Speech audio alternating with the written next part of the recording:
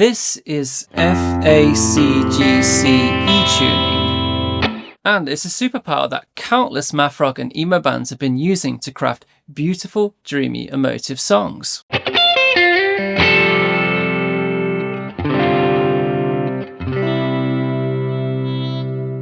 I've put together a handy downloadable PDF with all of the chord examples and progressions used in this video, which you can grab down below. In my experience, you won't need to change your string gauges for this one, as we aren't really going to be making any radical tuning changes. Starting from standard tuning, you're going to tune your low E up half a step to F, and next your A string is going to stay the same. From there, you're going to tune your D string down a whole step down to C.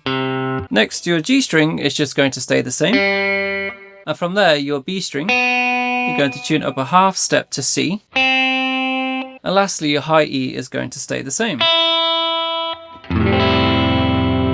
Retune one more time, and I like to give the strings a little bit of a stretch like this, just to make sure they're all stretched out and ready for this tuning, so they're not going to slip or slide or change tuning.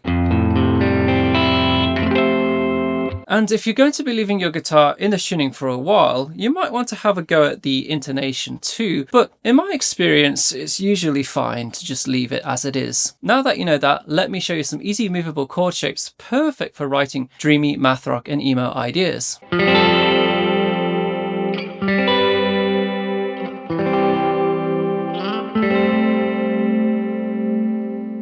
I wanted an easy way to get someone into playing chords in FACGCE to take out that overwhelm. So the following chords are simple 2-finger movable major and minor shapes, meaning you get the feeling of that minor or major sound, but they lean into the sound of the tuning itself by including some open strings.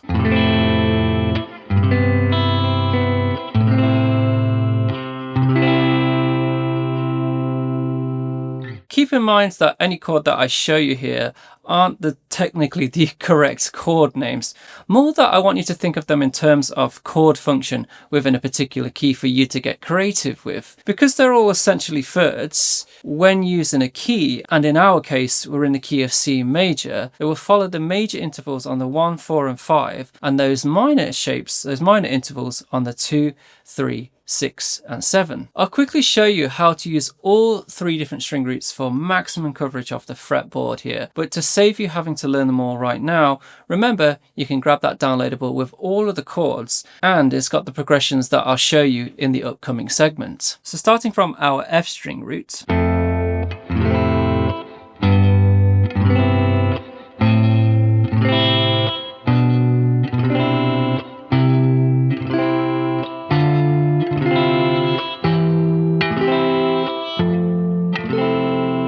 A string root,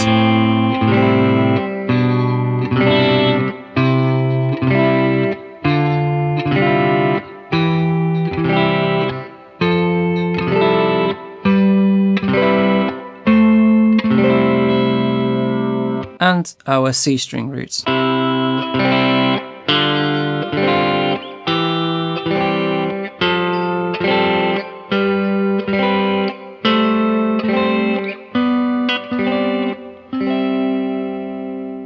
By the way, if you're enjoying this way of learning FACGCE, then my Guitarist Guide to FACGCE would be perfect for you. This is a structured guide to learning FACGCE. We've got all of the extras like how the tuning works, how to learn the fretboard in this tuning. We've got way more chord progressions. I should probably take a more professional shot here, but I guess this will do.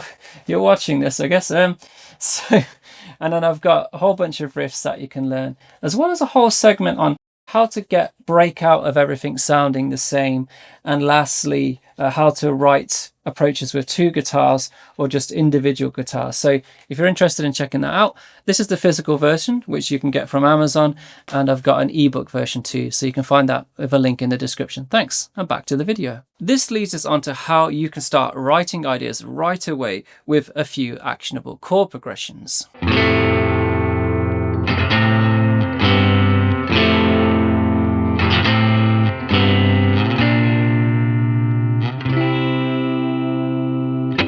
Here are 3 chord progressions that will fire up your creativity. To begin with, we have the classic 4-6-5 loop that you hear used a lot by bands that play in this tuning, or some configuration of these 3 chords. Take the song Parachute by Covet as an example here. It outlines this 4-6-5 with using the bass note.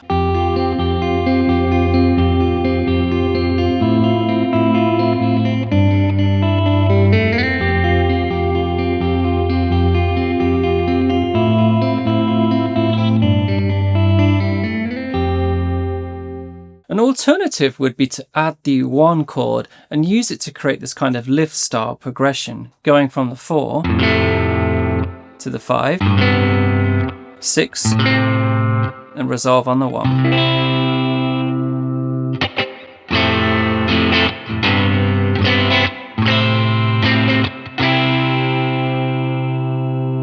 Another catchy chord progression you can start experimenting with is this: a 4 to a 5, 3, then to the 6th. This one is a popular progression used in a lot of J-pop and J-rock music, and it's worked its way into math rock and emo in recent years.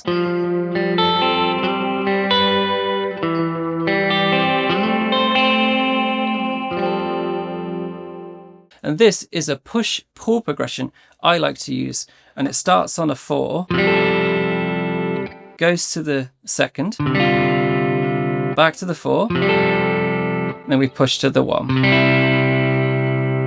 And I find it's a great progression to inject some energy into a song.